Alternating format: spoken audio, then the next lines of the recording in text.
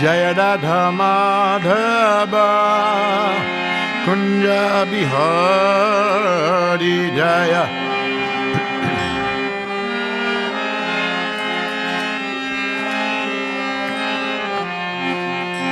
Jaya Radha Madhava Kunja Bihari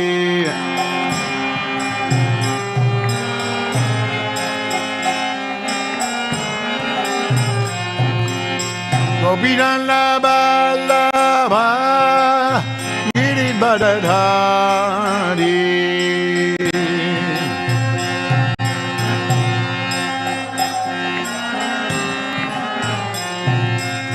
Gopidana Ballabha Giribadadhari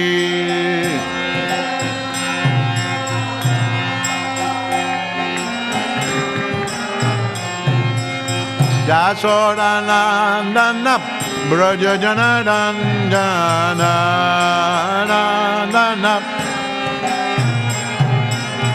Yasodanandana Braja Janarandana Yamuna Tira Banachari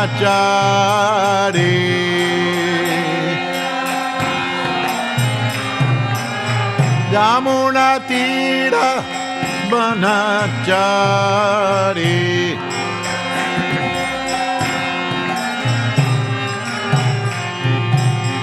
Jaya Radha Madhava Kunja Bihari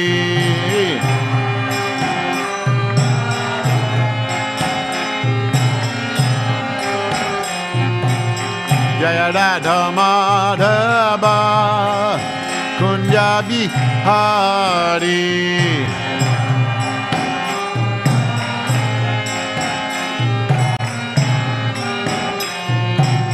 Gopidana Ballabha Giribadadhari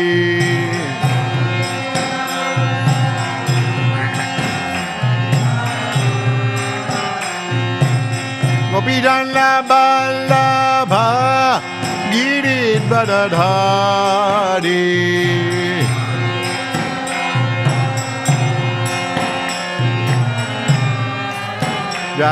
Yasodanandana Braja Janarandana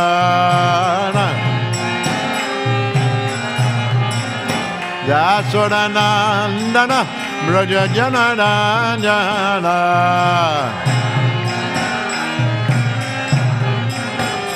Yamuna Tira Banachari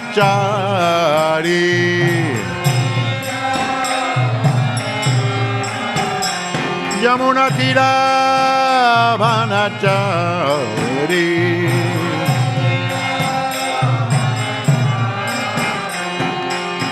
Jaya Radha Madhava Kunja Bihari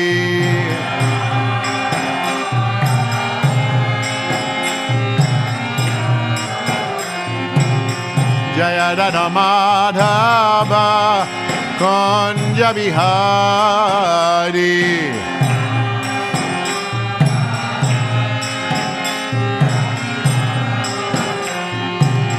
Gopidana Ballabha Giribadadhari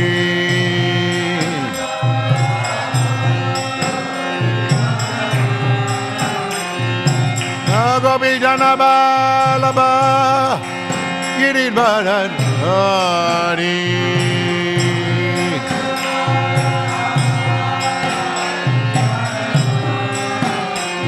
Yasodanandana Braja Janarandana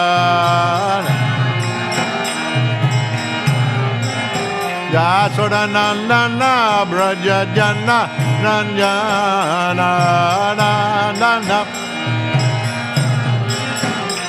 Yamuna Tira Banachari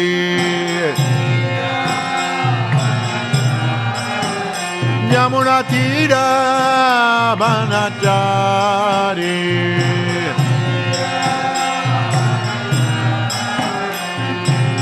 Hare Krishna, Hare Krishna, Krishna Krishna, Hare Hare, Hare Rama, Hare Rama, Rama Rama, Hare Hare.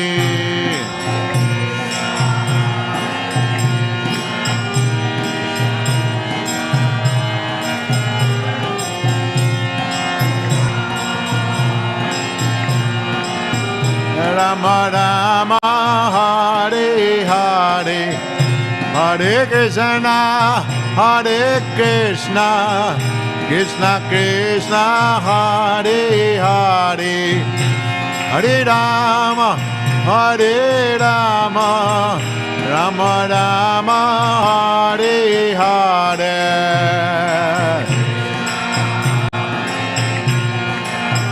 Krishna Krishna, Hare Hare, Hare Rama, Hare Rama, Rama Rama, Hare Hare, Hare Krishna, Hare Krishna, Krishna Krishna, Hare Hare, Hare Rama, Hare Rama, Rama Rama, Hare Hare.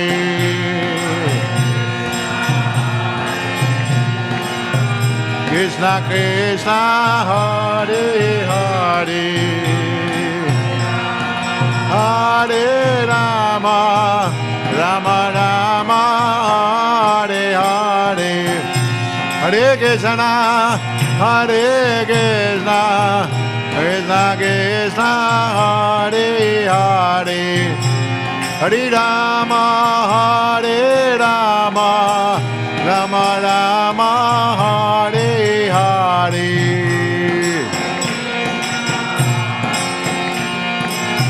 Krishna Krishna, Hare Hare, Hare Rama, Hare Rama, Rama Rama, Hare Hare Krishna, Hare Krishna, Krishna Krishna, Hare Hare, Hare Rama, Hare Rama, Rama Rama, Hare Hare.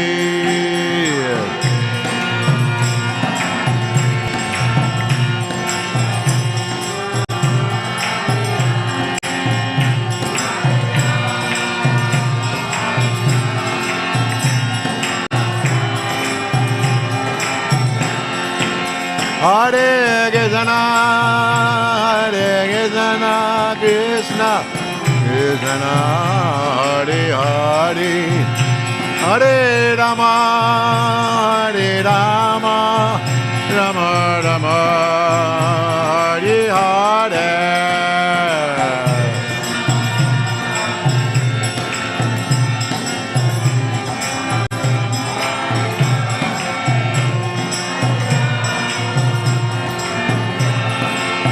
Rama Rama, Hare Nitya Gaura Hariba, Hariba, Hariba, Nitya Gaura Hariba.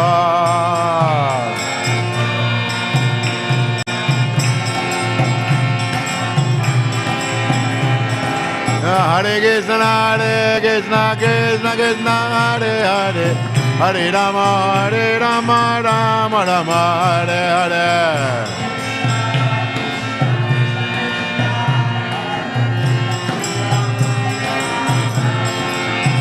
Oh, Hare Krishna, Hare Krishna, Krishna Krishna, Hare Hare, Hare Rama, Hare Rama, Rama Rama, Hare Hare.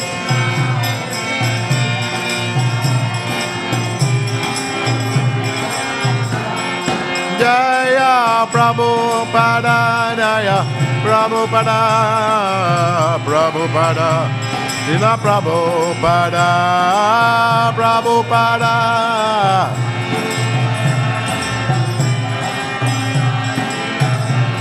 Jaya Prabhupada, Prabhupada, Prabhupada, Srila Prabhupada. Prabhupada, Prabhupada, Nidai go Haribo, Haribo, Haribo, Nidai go Haribo.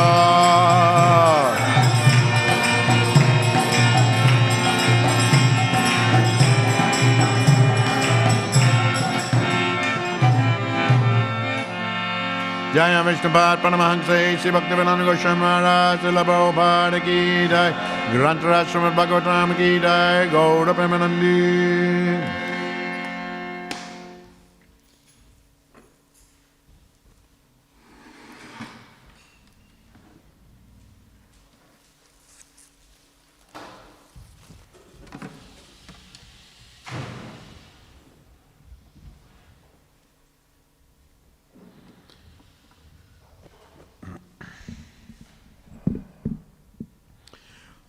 Om Namo Bhagavate Vasudevaya.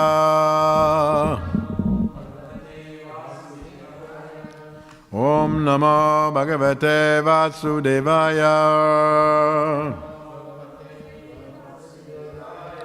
Om Namo Bhagavate Vasudevaya. Om Namo Bhagavate. This morning we're reading from the Śrīmad Bhāgavatam. Canto 7, Chapter 4. Is it text 1 written there? Text 1. Sri Narada Uvacha Evam Vrita Satadriti Hiranyakashipo Ata Pradatatapasa Prito Varam Stasya Sudulaban. Sri Narada Uvacha Evam Vrita Satadriti Hiranyakashipo Ata Pradatatapasa Prito Varam Stasya Sudulaban. Sri Narada Uvacha Evam Vrita Satadriti Hiranyakashipo Ata Pradatatapasa Prito Varam Stasya Sudulaban.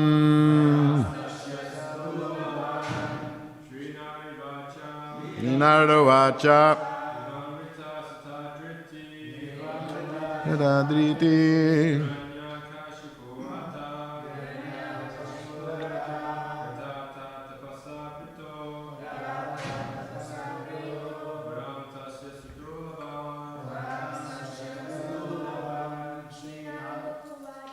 Narada Uvacha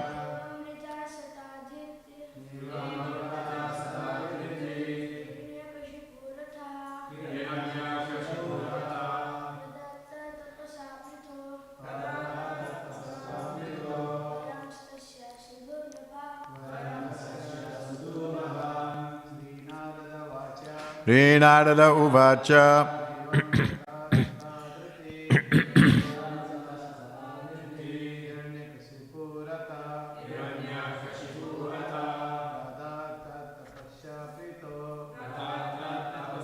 Prito Varam Stasya Sudulaban. Sri Narada Uvacha Evam Vrita Satadriti Hiranyakashipo Ata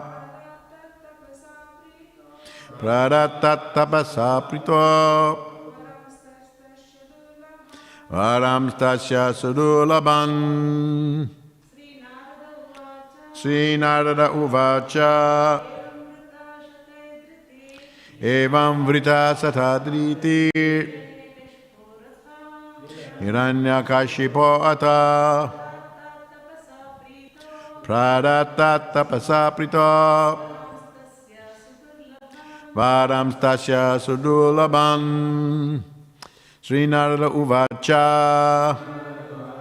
Sri Narada Muni said, Evam, thus, Vrita, solicited, Satadriti, Lord Brahma, Hiranyakashipu, of Hiranyakashipu, Ata, then, Pradat, delivered, Tat, his, Tapasa, by the difficult austerities, Prita, being pleased, Varan, benedictions, Tatsya, unto Hiranyakashipu, Sudulaban, very rarely obtained.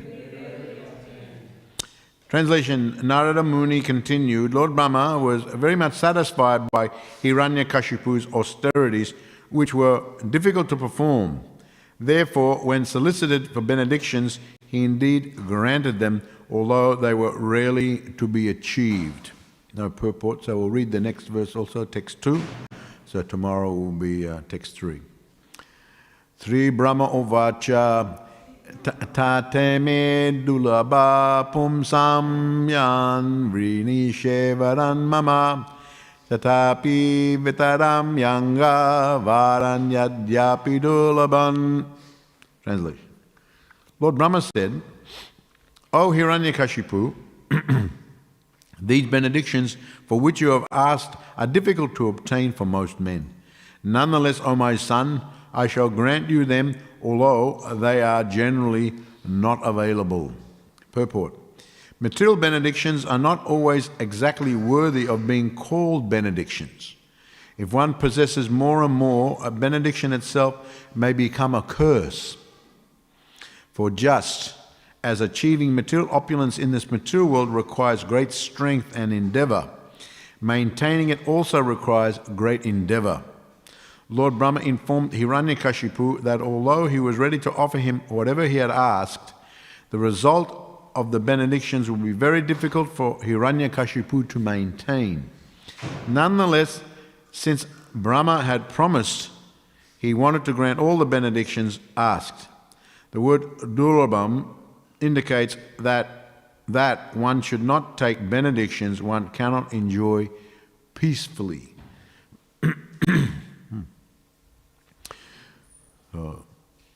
Sri Narada Uvacha evam vrita satadriti Hiranyakashipu ata pradat tat tapasa prito varam stasya sudur albam. Lord Narada Muni continued, Lord Brahma was very much satisfied by Hiranyakashipu's austerities, which were difficult to perform. Therefore, when solicited for benedictions, he indeed granted them, although they were rarely to be achieved. Lord Brahma said, O Hiranyakashipu, these benedictions for which you have asked are difficult to obtain for most men. Nonetheless, O my son, I shall grant you them, although they are generally not available.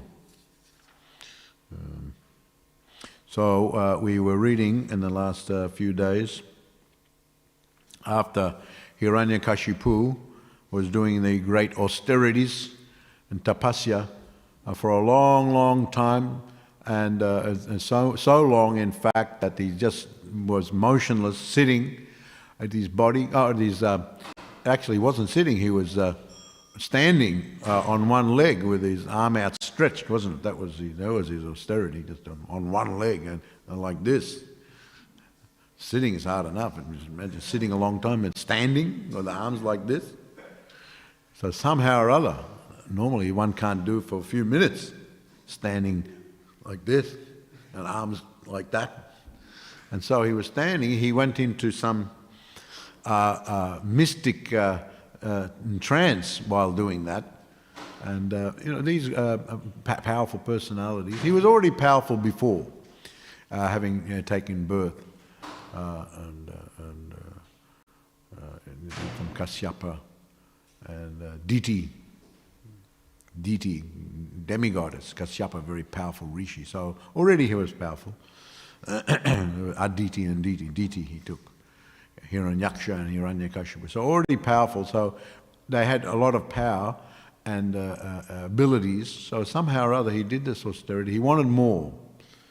He wanted more, and he was burning with anger and envy towards the Supreme Personality of God. It already had those qualities on birth. And of course, then Lord Varaha came and killed his brother Hiranyaksha, so he became even more angry and more envious and more revengeful against the Supreme Personality of Godhead. So he decided to do this tapasya to Lord Brahma. He knew that Lord Brahma was the original person in the universe, very powerful. And indeed, as we read, he addresses Lord Brahma in that way. In his prayers to Lord Brahma, he's like that. And he was, rather when he appeared, first of all he did the austerities for a long time, went into a trance, and he was so long that the ants came and all sorts of insects were eating his flesh. There was only like that, his bones were there. And so finally Lord Brahma came, and from his kamandalu sprinkled some water, and he regained his body. And then after having darshan of Lord Brahma, seeing Lord Brahma, who was surrounded by great sages and rishis who had also come with Lord Brahma, he was like in the sky. So he was so overwhelmed that actually Lord Brahma had come that he offered so many prayers, addressing him as the Supreme Being and the master of all mysticism, and so all sorts of from you the unmanifested form has expanded, the cosmic manifestation, the form of totality of the universe. Oh Lord, you are the best of the givers of benedictions. So first he praises him, then he asks for something. This type of praise is very much in the mode of passion. You've got a burning desire on a mission. You've got to be a deep motivation. If someone comes to, oh, you're so nice, you're so everything, you're my good friend, put the arm, you pats him on the back. Can you give me a loan of $50,000?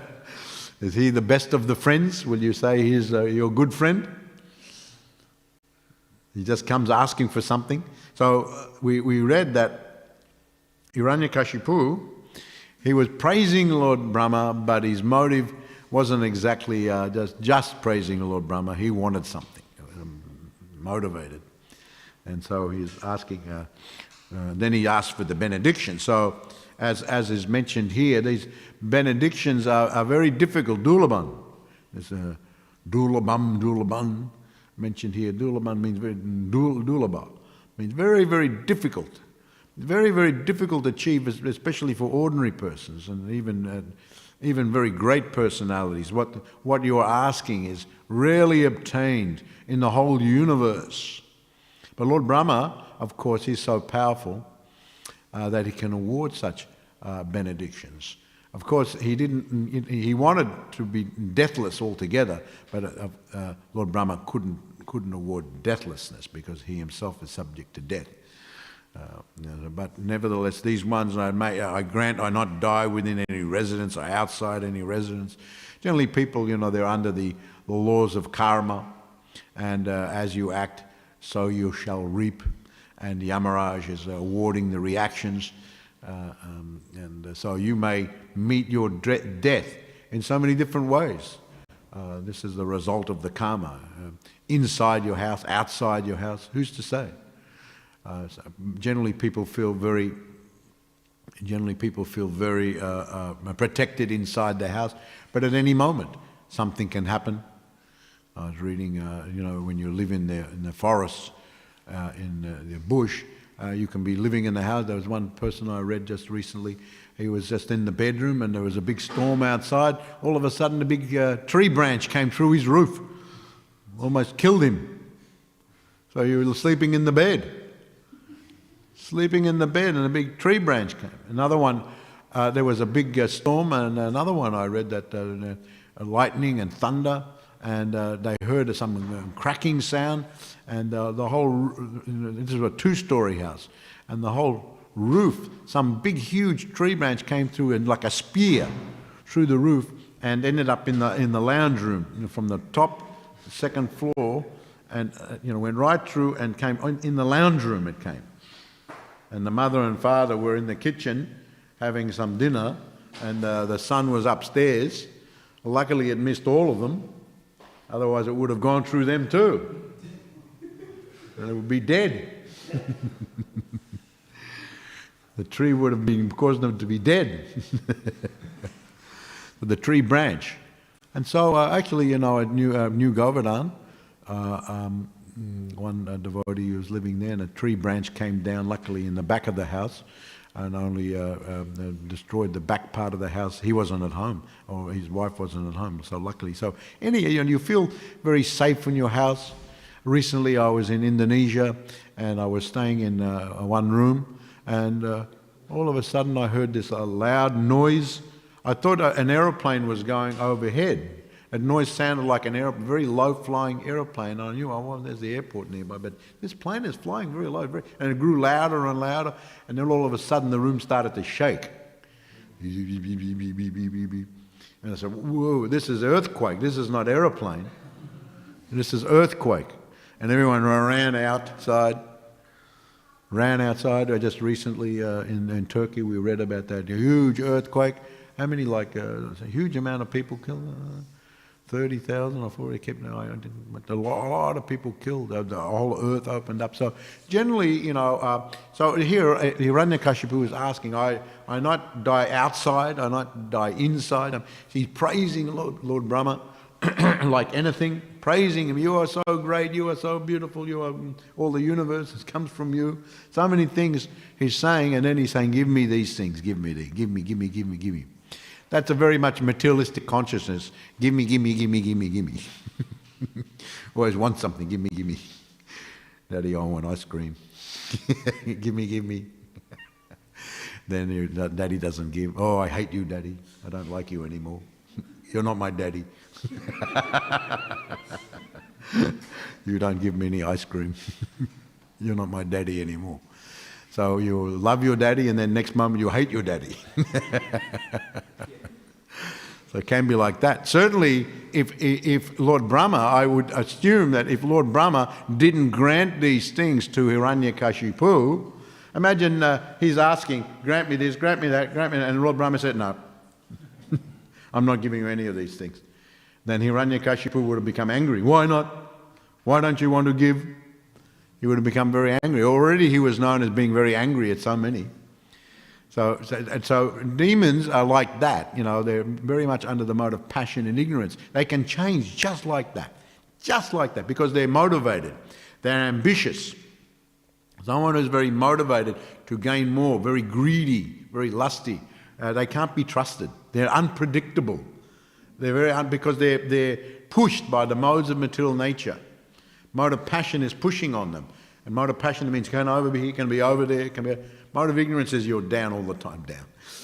And mode of goodness is you're up, steady. But passion is whipping you here, whipping you there, all over. So someone who's very much under the mode of passion and affected also simultaneously by the mode of ignorance is very much pushed. It can't be unpredictable personality. Can be your friend 1 minute and then become your enemy at the next moment. So it can't be trusted. Someone who's very greedy, someone who's very ambitious, always wanting more and more ambitious, cannot be. Actually, such persons generally, they're very distant from everyone because they have to be, because at the next moment they may have to annihilate that person who might stand in his way. That person might be standing, he's your friend, he's good because he's helping you, but if he stands in your way, you have to get rid of him now. He was my friend, but not any longer. Not anymore. He stood in my way. I wanted to do this. He was helping me, but then he had difference of opinion. He was putting a block. No, that's it. He's out. And Hiranyakashipu would just kill them. Or send his soldiers to kill them. But anyway, we see like this. So grant me all these different things, inside, outside. Who can achieve this? Inside the residence, outside the residence, in the daytime, in the nighttime. Generally, we feel more secure in the daytime. We can see things. In the nighttime, we can't see so many things. What's going on? Who's around the corner? You're walking, and all of a sudden, someone comes. You didn't see him because it's nighttime. People are very more afraid at night time, isn't it? And but anything can happen at night. Anything can happen during the day. And so he's asking. So he's very clever. He's got good intelligence. You have to give Hiranyakashipu credit for good intelligence. Very sharp, keen intelligence. But the intelligence is perverted with material desires. It's not pure intelligence. It's perverted intelligence, corrupt intelligence, but still sharp intelligence. So he's thinking, what could happen? It takes a lot to be able to think of these things. What could happen? Something could happen to me inside, something outside, in the night, in the day, and all these things on the ground, in the sky, by any animal, by any weapon. He just tries to think of everything. Entity, or no entity created by you, any snakes from the lower planets, demigods. And not only that, I want to grant me the benediction, I have no rival. No one will be able to come up against me. And as we said yesterday, he wanted to have sole lordship. He wanted to be the boss of the universe. He didn't want to share it with anyone. No one could be my co-boss. I want to just be the boss. We know people like that. They just want to be the boss. If they're the boss, they're happy. If they're not the boss, then they're very unhappy, and they'll work to eliminate those who stand in their way for being the boss. So he wanted to be lordship. Prabhupada uses this word. And Hiranyakashipu said, grant me sole lordship. Sole lordship. Not any other person involved. Sole lordship over all the living entities. All the living entities, all the presiding deities, not just over here, everyone. Sole lordship. Give me all the glories. He wanted to be praised also. He wanted to be praised. He wanted to subjugate everyone. And even though they were subjugated, made almost like slaves, still he wanted to be glorified as well. It's not enough just dominating them, but he wanted them to worship him as well. So selfish. One who's very materialistic becomes more and more selfish. He doesn't care. Their emotional development is very stunted. They don't have any feeling for anyone else except themselves. And so, give me all mystic powers. And here actually says, all right, so he says, mystic powers attained by longer studies and the practice of yoga. So normally to get mystic powers, you have to do the great tapasya, you have to do the yoga, and gradually by pleasing the higher beings, you can get all these mystic powers, more subtle powers. There is a gross powers, and then there's more subtle powers. And he actually says these cannot be lost. These are more long-lasting powers. So this is what he's asked for, and he's glorified Lord Brahma, and then he's asked for these things. And Lord Brahma, of course, he knows the mentality of everyone, but nevertheless, he knew also in the back of his mind that certainly the Supreme Personality of Godhead would come.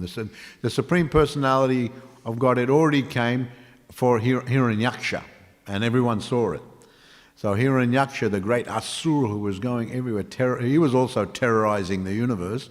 So then Lord Varaha in the boar form came. This was not ordinary form. We should not mistake. Just like I was saying yesterday at New Nandagram, at our boat festival yesterday, I say we shouldn't mistake Radha and Krishna for ordinary living entities. They are not ordinary. They are very extraordinary. They are not actually of this world. They are of the spiritual. But they come to this world. So similarly, Lord Varaha, Lord Vishnu comes and manifests different forms. He can manifest any form he wants. There's no restriction. Someone may say, how can someone in the form of a boar be the Supreme Godhead? Well, if Godhead is Godhead, then he can do anything. What's the restriction? But that form, even that form of the boar form, gigantic form, didn't have material elements. It was a spiritual form. But nevertheless, he dealt with this Hiranyaksha.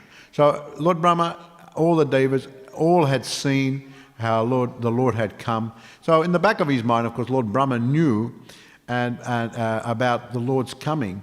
And at the same time, he understood Hiranyakashipu's mentality. And also in the back of his mind, he didn't like to grant what he was asking. Because he knew someone like Hiranyakashipu, very materialistic, very demoniac personality, would get these powers and just abuse everybody else. Some people, they haven't got much. Perhaps they haven't got much. Therefore, they cannot do much. But they've got these desires within them that may not yet fully manifest because they haven't got the facilities to manifest those desires. But when they get certain powers, then these things come up, become manifest, and they're for all to see. And so,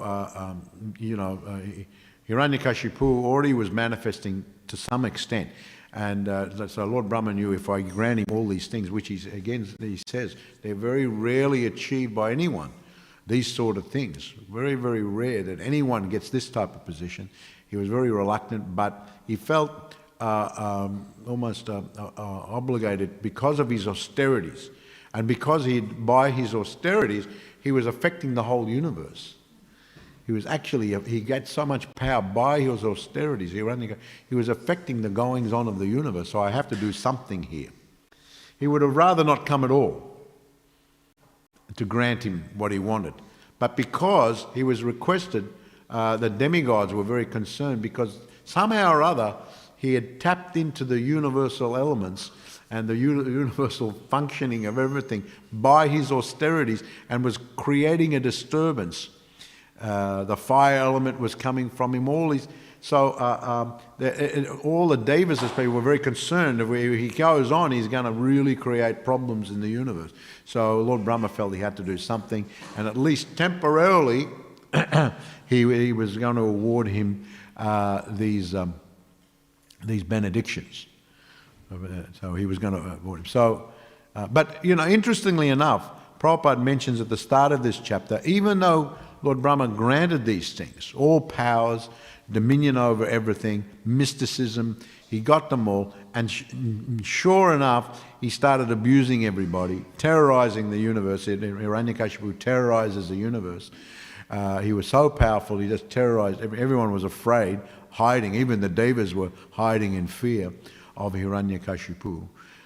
Still, it's mentioned that, you would think that when someone gets what they want, all right, I finally got what I wanted, I'm happy and satisfied. But if someone has a burning within their heart, a burning desire for, they can't, their greed is so much, their lust is so much, their envy, tanaham vishata krudan samsareshu nararamam chippam vedashamasham ashurishvevajunas. This Krishna says that this greed burns, this lust burns, and the envy. So even though Hiranyakashipu got what he wanted, and one might think that, well, now he's got it, now he's happy, but he still couldn't relieve himself of greed. It still was burning, and the envy, especially of the Supreme Personality of God, was still burning in him. So it just goes to show that you can, if you've got insatiable lust and greed and envy, you want certain things, even though you get them, Prabhupada compares it just like you've got a flame. Now, when you pour fuel on the flame, what's the effect? He says the immediate effect is it flares up. But if you were to, the immediate effect is that it goes down, actually. It actually goes down. It's the immediate effect that goes, if you pour fuel, it goes down. But at the next moment, it flares up again. And so then you come along with a whole heap of fuel again, and the immediate effect that even that flare-up goes down. But at the next moment, it flares up again, because of now it's got extra fuel. So what you desired before, now you've got all those things, but then when you get all those things, you realise, now that I got those things, I can get even more things. So the underlying envy and lust and greed is still there. And no amount of fuel will satisfy those burning desires. No amount of fuel. Otherwise, you could say in a general way that the richest people of the world who have got everything are the happiest people in the world. Could you say that? Maybe someone's happy, but they're the happiest. As I was saying yesterday, that sometimes you see a poor farmer, he's very happy, just growing a few vegetables, some rice. He's very happy. He's hardly got anything, but he's very happy. So it's not necessarily the fact that if you've got everything in the world, you're going to be the happiest person. So you can have beauty, you can have money, you can have... In fact, I remember one of our lady devotees, this is a long time ago, she was from New Zealand, but she was a big model. She went to Europe, and she was a big model. She appeared on the front cover of Vogue and all that. She was a really big... And I said that, working as a model, and she was working in Europe mainly, and she said, well, the models have got everything, she said, yeah, the models have got everything, but they're always in anxiety. I said, well, why are they always in anxiety? You think because they're beautiful, they've got, money and everything, so much, and they're adored by so many. Why? Because they're always in anxiety because they're just in anxiety about losing their looks. Because that's their occupation, being a model. But looks can only be with you for a certain amount of time. So even though she was young and beautiful and did this occupation and became a very, on front covers of big magazines, still she was in anxiety. She said all of them are. All of them are, because there's always younger ones coming up.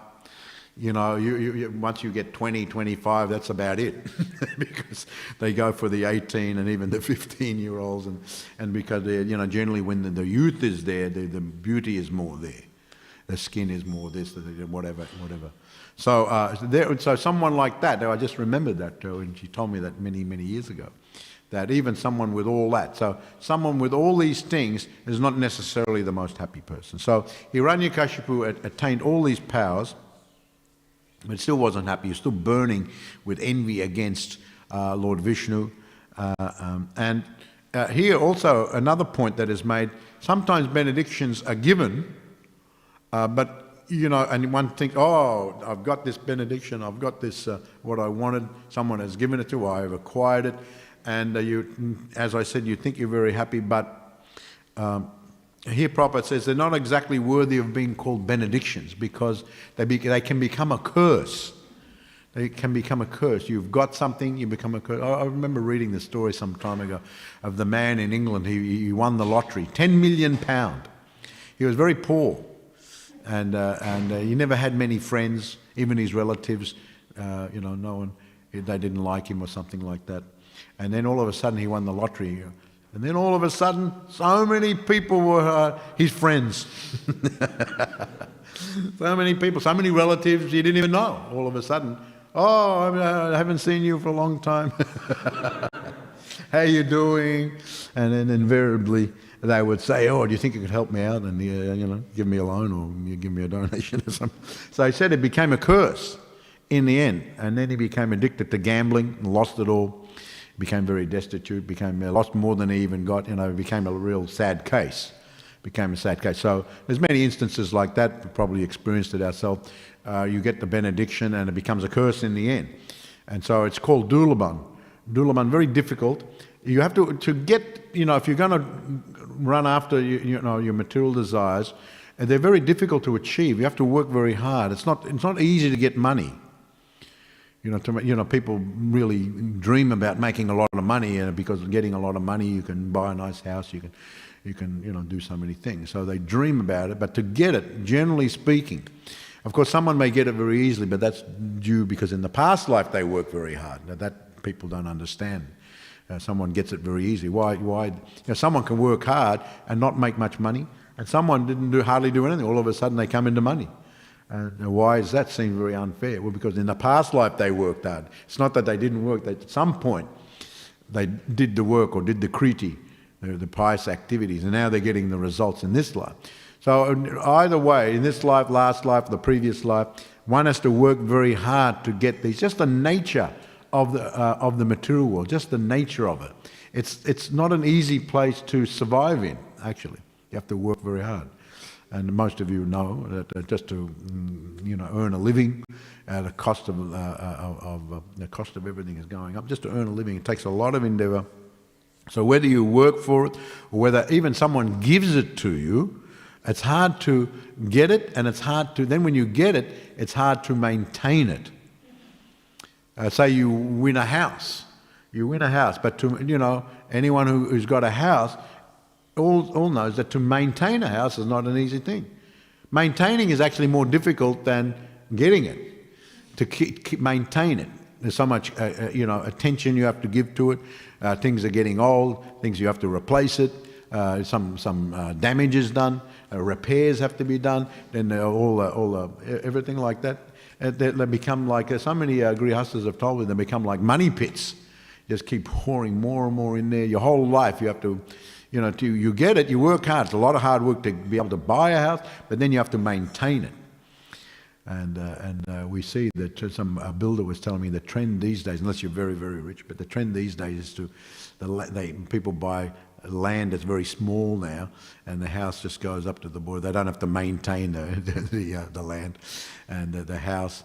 They're very careful about that, so they've become a bit more cautious about these types of endeavours and even getting them. So people try all sorts of things. And just like the stock market. The stock market, a lot of, one man told me that a lot of people go on the stock market and buy shares in this and shares in that, and they're hoping that their shares will be worth a lot, but quite often they're not. And then one devotee told me that his father was very rich. And he used to dabble in the stock market. And his father always told him, he said, son, the stock market is the domain of the rich, actually, because you're gambling. He said it. He said, you're gambling. You put your money in, and at the next moment you can make money, or you can just lose everything. So if you're putting all your money in there, and you haven't got much money, and you're putting all in, then you're going to be ruined. But the rich people, they put their money in, and they lose it, but they've got other money. So he said that's always been the saying. He said even my father used to tell me that. He said that all the stock market activity, that's the domain of the rich. So Prabhupada never advised all this type of thing. It's a kind of a gambling thing, too. Anything in the world is risky, but the devotees try to minimize unnecessary risks, unnecessary material endeavors, and just use most of our energy on spiritual life. You have to do the needful as far as living in the world. You've got to have a house, you've got a family, you've got education for the kids, and all sorts of social obligations and so on. And so you have to do your duty as far as that's concerned. And you can't be negligent as far as that's concerned. But we have to reserve energy for our spiritual advancement. That's very, very important. And that energy has to be there. If all your energy is going on the material side, you've got no energy for the spiritual, then that's a waste. So, Tanaham Dushara Kuran, this envy, Hiranyakashipu had this burning envy. And Krishna says, those who are like that, they generally cause so much trouble. Because they're just burning with envy, they just want to continue that envy. And therefore I put them in life after life in positions where they can just be like that. If you want to be like that, be like that. And so life after life, he says here. Asurim Jonimapana Mura Janmanaja, attaining repeated birth amongst the species, the demoniac species, even the different species of life. Some are very envious. So you can take birth in those species of life, they just attack. You get some species of life, like the Prabhupada tells the story of the scorpion. The scorpion, there was a big, on the river, there was a big flood. Torrential rain, the river flooded, and so many had lost their life because of the flood. So the scorpion with the camel was there. And so the camel was going across because he had long legs. He could walk across the river, even though it was flooded. So then the scorpion said to the camel, he said, "Can I hitch a ride on your back?" And the camel said, "No way. You're a scorpion. You're going to bite me. You're going to poisonous."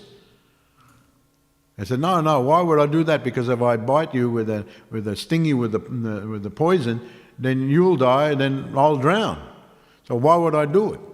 So then the camel was convinced. So he let the scorpion go on the back. So then halfway across, the scorpion stung him. And so the camel said, "Why did you do that for? Now we're both going to die." He said, "I just couldn't help it. I'm a scorpion." Prabhupada says yes. The nature is quite so. So there's a lot of species like that. They just attack for apparently no reason. Generally, some species, they kill to eat. There's nothing wrong with that. They have to eat. But then there are some species who just attack. They don't have to kill to eat. They've already eaten, but still they kill.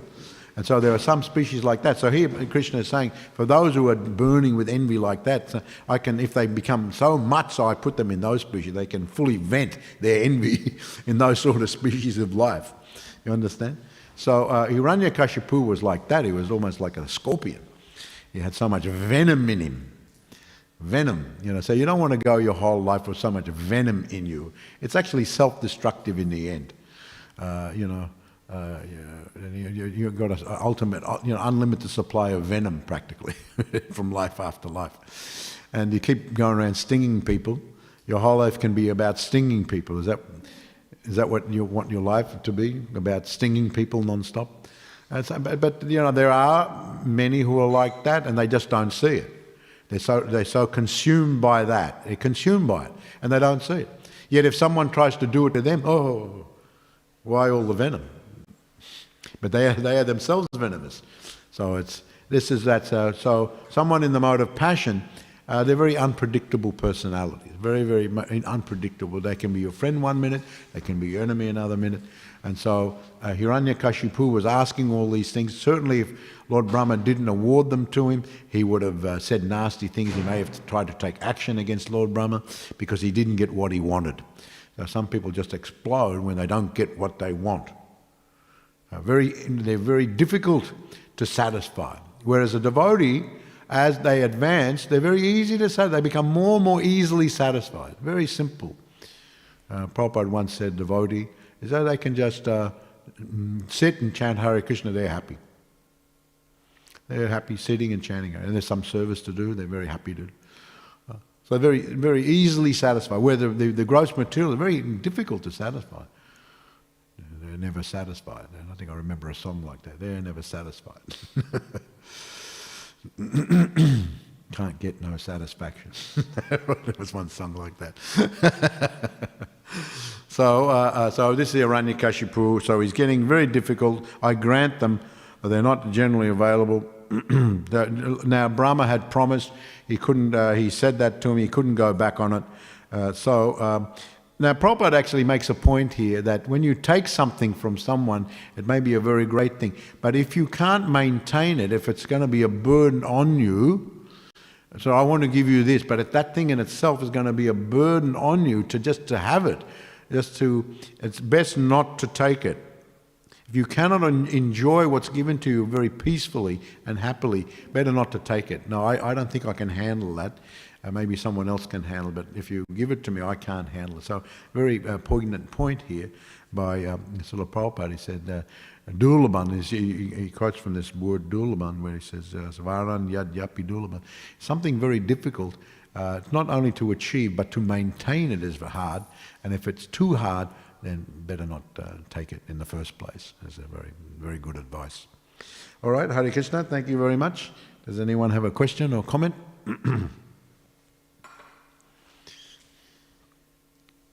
Yes, Prabhu. Someone, you get that. You're going to get the microphone. Hare Krishna Maharaj, thank you so much for the wonderful class. In some ways, this pastime of Hiranyakashipu, when he's doing tapasya, there's some similarities with Dhruva Maharaj when he's doing tapasya as well, and it's also causing some impact to the universe, and so the devatas also go to Lord Vishnu or Lord Brahma for help. So what disqualified Hiranyakashipu for getting the darshan of the Lord as opposed to Dhruva Maharaj? Is it just because he's a Ashura, he's a demon by nature, or was there something more? Well, there are some similarities, but I mean, of course, Dhruva Maharaj performed a very austere tapasya, and went to the forest just a small boy, 5 years old. But he felt hurt by how he was treated by his stepmother and by his father, and so he went to get a kingdom greater than the father, even greater than Lord Brahma. and it was a childish thing. You know, he was just a boy, a young boy. But then when Narad Muni came, in the middle of all that, he began to instruct him how to do, because his mother had already had instructed him to worship Lord Vishnu. See, now, of course, here we have Hiranyakashipu. He was not going to worship Lord Vishnu.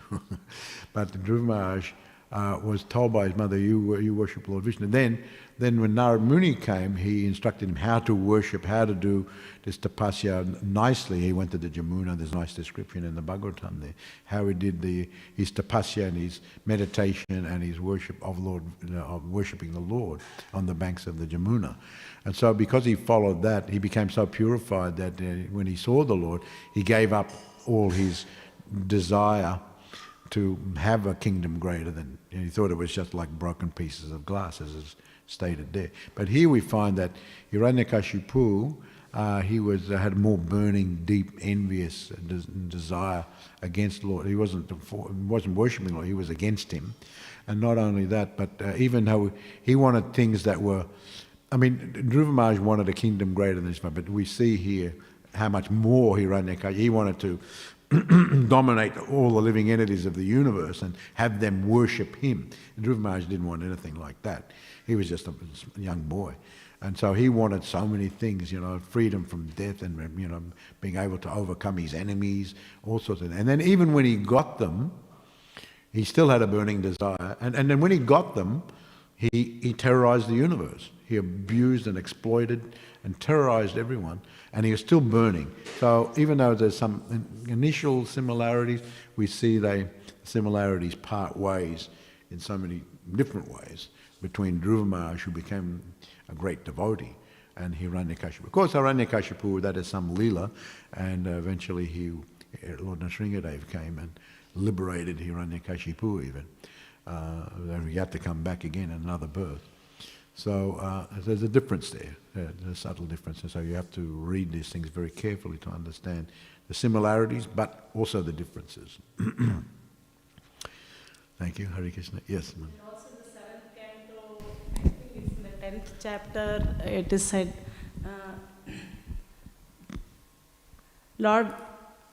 Lord himself tells Brahma that don't give such benedictions to the demons, they can be very dangerous. Yeah. Even in the story of Vrikasura, it has affected. Oh, Vrikasura, yeah. Lord Vishnu told Lord Shiva, be careful who you give benedictions to. He came after you. Yeah. He gave the benediction to Vrikasura. Yeah, I remember that. We used to I remember doing a drama here many years ago. I was a Vrikasura. And he was a big demon. And then he started coming after Lord Shiva himself. So then Lord Vishnu had to intervene, and then he said to mildly chastise Lord Shiva even, be careful who you give benedictions to. It can turn on you even, which had happened. All right, Hare Krishna, nice story. All right, thank you very much. All glories to Srila Prabhupada ki jai. Gaur Premanandi, Hare Hare Bo.